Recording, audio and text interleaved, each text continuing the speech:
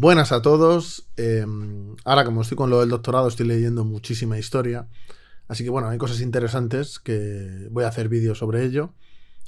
Continuaré con la sección de historia, pero esta vez lo vamos a hacer bastante más a menudo. Espero que estos vídeos gusten, aunque se vean un poco menos, y bueno, ya me lo diréis en comentarios y demás. Voy a dejar en la descripción las fuentes que he utilizado, que principalmente es un capítulo de un libro. El capítulo en sí es de Ignacio Peiró, lo voy a poner en la descripción, no el artículo en sí, pero sí el nombre, para que el que quiera buscarlo, que lo busque. Quiero hablar sobre el desastre del primer franquismo en cuanto a las cuestiones historiográficas y en cuanto también a la academia, a las universidades de historia. O sea, voy a centrarme sobre todo en la historia, pero bueno, que esto es una cosa bastante general del proceso que se desarrolló en esos años. Y quiero hablar un poco de cómo fue ese proceso. Hay que tener en cuenta que cuando se acaba la guerra civil y gana el bando franquista, se hace una purga en la universidad, en la cual, bueno, y en general en la sociedad,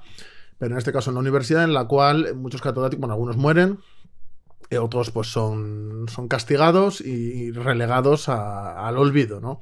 Muchos se van al exilio y otros pues intentan mantenerse, pero bueno, les apartan, ¿no? Y llega una legión de gente afín al movimiento nacional, o al mal llamado para mí movimiento nacional, que ocupan las cátedras, etcétera. De hecho, la media de edad de los catedráticos bajó drásticamente. ¿Qué pasó? Que el ciclo natural, por así decirlo, ¿no?, de sucesión en las cátedras, pues se vio interrumpido, ¿no?, por esa caza de brujas. Claro, no fue una caza de brujas contra los comunistas, porque en esa época, o los socialistas, no había gente en la academia, sino gente republicana liberal, incluso monárquicos liberales, algo conservadores, a gente que no estuviera muy adscrita al movimiento nacional, fueron separados, ¿no? Un buen ejemplo es el de Rafael Altamira, que acabó en el exilio y, bueno, sus tesis totalmente defenestradas, ¿no? En el artículo podéis ver bastantes ejemplos, yo quiero poner este. Los profesores que fueron apartados fueron, como digo, sustituidos por afines al régimen, es decir, dentro de los méritos académicos para poder optar a esa plaza, lo principal pasó a ser la adscripción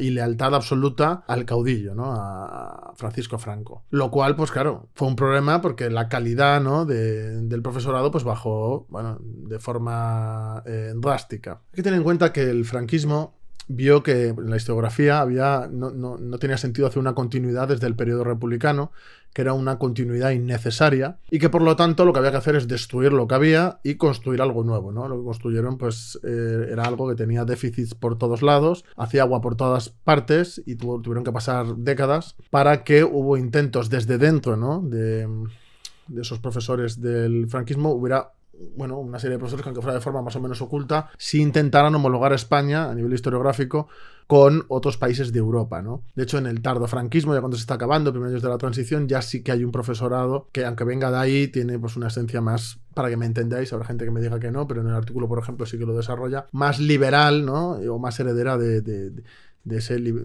liberalismo historiográfico, por así decirlo, para que nos entendamos un poco. Lo que se trató de imponer desde el 39 fue esa cultura de la España nacional, ¿no? Y pongo comillas porque a mí me da bastante rabia este tipo de cosas. Quiero leer para que se vea que no es una cosa, que es una cosa documentada. Tengo por aquí de Carriazo, que bueno, él tuvo sus problemas al principio, pero bueno, él precisamente para poder seguir desarrollando su carrera, ¿no?, pues llegó a declarar lo siguiente en su declaración jurada del 24 de abril de 1939. Dice: contribuí cuanto me fue posible a preparar la instauración del glorioso movimiento nacional, izando por mi mano la primera bandera nacional en el balcón del Ayuntamiento de Quesada, 3 días antes de la llegada de las tropas libertadoras.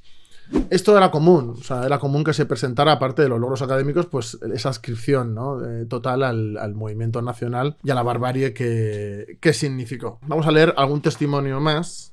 En el artículo hay unas expresiones que me gustan mucho, que es la de catedrático franquista y un franquista catedrático, de que metían a calzador a gente que desde luego no tenía el nivel ni la trayectoria para ser catedrático. También hay que tener en cuenta que con no mucho tiempo también hubo conflicto entre los propios sectores del propio régimen, en el cual había una guerra para ver quién era el más puro y el más cercano a la línea de Franco, precisamente para verse privilegiados, ¿no? Esto es posterior, pero de Alejandro Nieto, el último presidente del Consejo Superior de Investigaciones Científicas, nombrado por la Unión de Centro Democrático, es decir, ya a nivel posterior, hablando precisamente sobre qué pasó en los años 40. Esta persona no es precisamente sospechosa de ser un revolucionario republicano ni comunista, o sea, es todo lo contrario. Entonces voy a leer. Son los años de la improvisación. La universidad se encuentra, refiriéndose a los años 40, está hablando. La universidad se encuentra físicamente desmantelada. Los años de la guerra, los de la depuración y la falta de oposiciones han diezmado literalmente sus filas. Las posibilidades de ser catedrático son entonces muy remotas para el estudiante común y están reservadas para los elegidos por razones extraacadémicas. La formación es mínima. No hay medios, ni libros, ni maestros, ni ánimos, ni aliciente de ninguna clase. Eran años dominados por el hambre fisiológica y las inquietudes intelectuales se satisfacían con sucedáneos indigeribles. Hay que tener en cuenta también que esas purgas no solo fueron ya de los profesores, ¿no? Y la eliminación de esa sucesión natural en el tiempo, sino que además también se cargaron a toda una generación de estudiantes, es decir, todos esos estudiantes republicanos, liberales, de la tendencia que sea, esa gente también fue depurada y se le cerraron las puertas, ¿no? Había que dar prácticamente informes o pruebas precisamente de ser prácticamente camisa vieja, ¿no? Para poder optar a determinadas cuestiones. Y eso, desde luego, es algo problemático, ¿no? A la hora de entender un sistema de educación de calidad. Sí que hubo profesores degradados que pudieron mantener ciertos puestos, aunque no fueran los suyos, se les rebajaron, etcétera, pero la mayoría de la gente que no pensaba como ellos, que se consiguió mantener, era gente que ocultaba lo que realmente querían desarrollar, ¿no? Porque se tenían que plegar a determinadas cuestiones. Lo que se hizo con la historiografía es dar la espalda a la verdad en pro del sesgo ideológico y de las necesidades políticas, ¿no? Muchos discursos defendidos, sobre todo a nivel histórico, del franquismo, precisamente tienen, aunque no sea el origen en sí, pero sí que tienen ese desarrollo, ¿no? Esa ampliación de ese tipo de discursos y de ese tipo de construcciones históricas, precisamente en este tipo de académicos. Y bueno, lo que hicieron fue desvirtuar las cosas y que la historiografía española pues quedara relegada al servicio de una dictadura. Hay que tener en cuenta que la historia fue totalmente subyugada por las necesidades políticas. Entonces, cuando tú a la historia la intentas restringir de esta manera, lo que estás haciendo es retorcer la historia para intentar adecuarla, y los hechos, para intentar adecuarlos a un relato que además es difícil de sostener cuando pasa por el criterio de certeza. Y eso es un poco lo que pasó con la historiografía durante esas décadas, sobre todo al principio. Hay que tener también en cuenta esa ostentación de pertenencia al movimiento nacional, gente que fue incluso a combatir con la División Azul, gente que combatió durante la Guerra Civil, y a esa gente se le daba una prioridad absoluta, porque lo que se buscaba era gente afín que realmente ayudara a desarrollar esos discursos que ya he comentado antes. Todo principio académico fue totalmente subvertido y se tardaron décadas en que hubiera gente, aunque fuera de forma mitigada, empezar a confrontar o a desarrollar, no a confrontar, empezar a desarrollar determinadas cuestiones que fueran, pues como ya he dicho, a homologar un poco cómo se veía y se desarrollaba la historiografía en España con otros países de Europa. Hay que tener en cuenta que, muchos historiadores estaban en el exilio y realmente hasta que no se acaba la dictadura no pueden volver, y no se puede también ver o tener otras visiones aquí en España ni desarrollar una alternativa a lo que para mí es un verdadero despropósito, ¿no? como historiador. Hay que tener en cuenta también que esta dictadura historiográfica también se extiende, por ejemplo, a las editoriales. Es decir, a la hora de publicar, quien no era adscrito al régimen no conseguía publicar, quien no tenía determinados amigos bien posicionados que dieran la cara por él, no conseguían publicar. Entonces eso también dificultaba.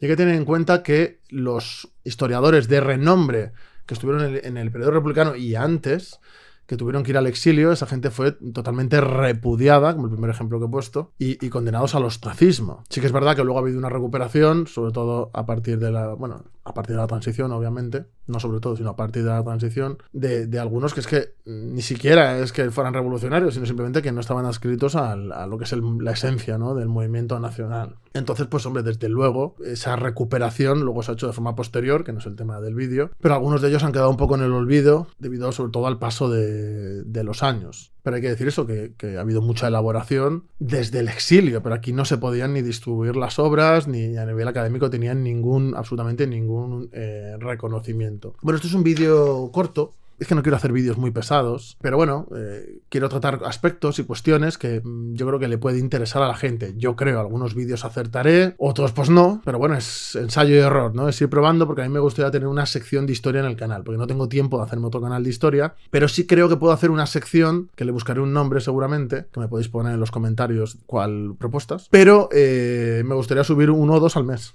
O 1 por lo menos, pero bueno, como los uso para el principal, soy consciente de que posiblemente se vean menos, por lo menos muchos de ellos, pero yo creo que otros, cuando les metamos edición y demás, pues yo creo que a lo mejor se pueden ver bastante. De todas maneras, nosotros primamos también la calidad. Creo que esto es una cosa que va en provecho del canal, y al que no le guste, como va a ir por secciones, pues que vea otras cosas y ya está. Nosotros subimos varios vídeos a la semana, así que en ese sentido esto simplemente es dar un pasito más, ¿no?, a la hora de dar un contenido más amplio, y también que lo mío es la historia, entonces es una cosa que quiero hacer, y como no puedo hacerme otro canal porque es imposible, pues lo hago aquí. Habrá gente que me prejuicie y no quiera verlo porque soy un malvado comunista, pero habrá gente que como verá que sí que lo hago desde la objetividad y desde el respeto a los hechos y a la propia historia en sí. Yo creo que sí que les gustará verme, así que bueno, no voy a dejar de subir los demás vídeos, voy a seguir haciendo lo que hago siempre, pero voy a subir más vídeos de historia, eso sí que os lo digo. Así que bueno, espero que os guste y dejádmelo en los comentarios. Y gracias por apoyarnos, y la gente que vea este tipo de vídeo, yo agradecería que nos siguierais, que hay mucha gente que nos ve de forma continua y no nos sigue, porque nos ayuda a que el canal vaya a más. Así que bueno, muchísimas gracias y bueno, espero que os haya gustado.